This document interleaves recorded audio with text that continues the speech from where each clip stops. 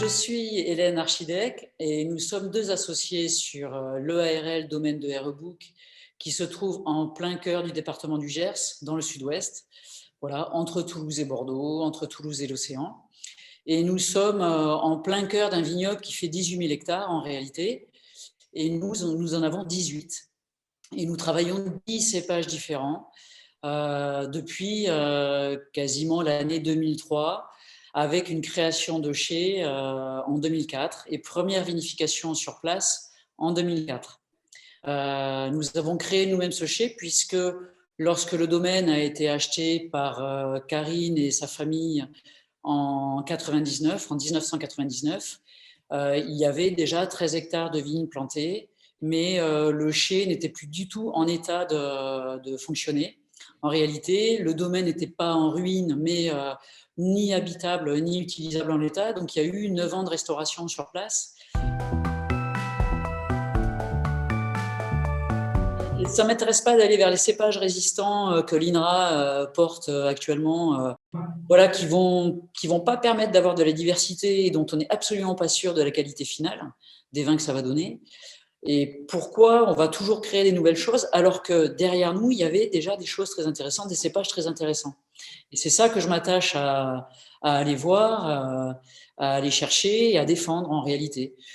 S'il y a des cépages anciens qui ne valent pas le coup, on ne va pas s'énerver avec. Hein. Voilà, tout simplement. Le troisième îlot, donc il est à Saint-Paul-de-Baïs, qui est un village à 5 minutes, qui m'appartient en réalité. On a mis avec Karine nos 2 vignobles en commun. Et donc là, j'ai un sol d'argile, argilo-limoneux en réalité, avec des zones calcaires et des zones qui le sont un peu moins.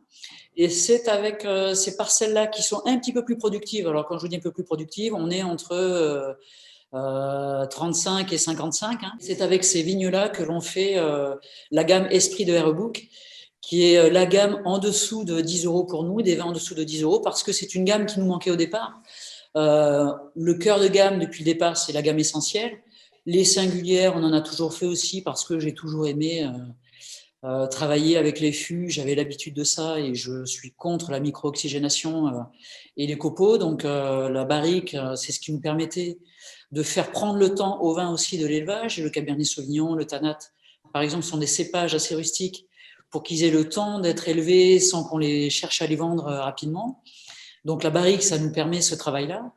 Et la gamme Esprit, elle nous manquait en réalité. On l'a créée en 2018. Il nous manquait des vins en dessous de 10 euros, puisque le premier prix était de 11 euros en réalité pour nos vins. Donc aujourd'hui, on a des vins qui varient de 7,50 à 19,50. Il y en a pour toutes les bourses, il y en a pour tous les styles.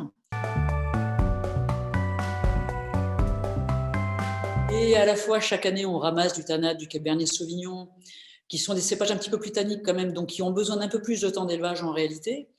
Donc, on leur fait prendre ce temps-là par les fûts en réalité.